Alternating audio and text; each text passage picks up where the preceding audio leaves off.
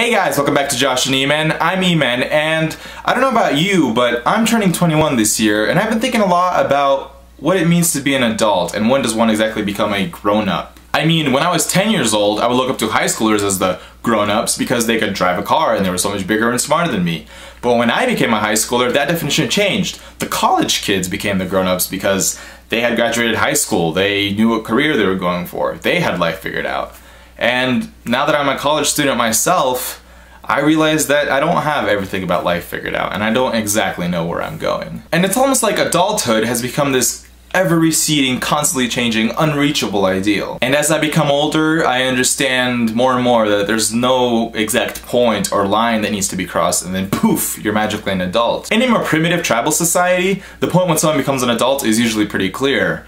A boy has to perform some ritual of sorts where he proves his manliness, and once the ritual is done, everybody in the tribe looks up to him as an adult. Unfortunately, in our modern society, things aren't always that simple. Stereotypically, there are roles that adults need to fill, like have a job or have a family, maybe even have a kid, and there are certain ages where we're legally allowed to do certain things like smoke or drink. But I think most everyone would agree that you can do some of these things, or maybe even all of these things, and still not be anywhere close to being a mature adult. We've all seen those people who are like in their mid-30s at a college party trying to fit in by wearing the cool clothes and trying to speak the young people's language.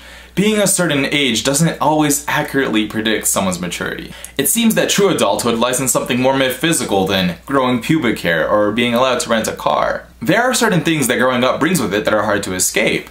As you get older, you get more responsibility, and as you have more responsibility, you become more independent. We come into this world completely incapable of taking care of ourselves. Our well-being is completely dependent on our caregivers, and we live in this dependent state for a long time. Most of the big decisions in life are made for us. Food and shelter are basically provided for free, and our identity is very wrapped up in our parents or our caregivers. And as you grow older, you spend more time apart with your parents, and you're allowed to make more of your own decisions, and that's when you start realizing that you're not completely dependent on them. And with this newfound independence, you start to create your own experiences, and you start to forge your own identity. You start to figure out who you are as a person. And that's what I think adulthood really is.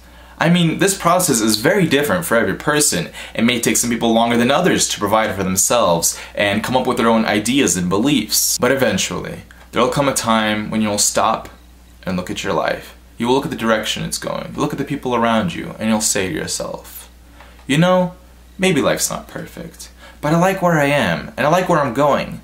Life's worth living for and trying for, and really, isn't that all that matters?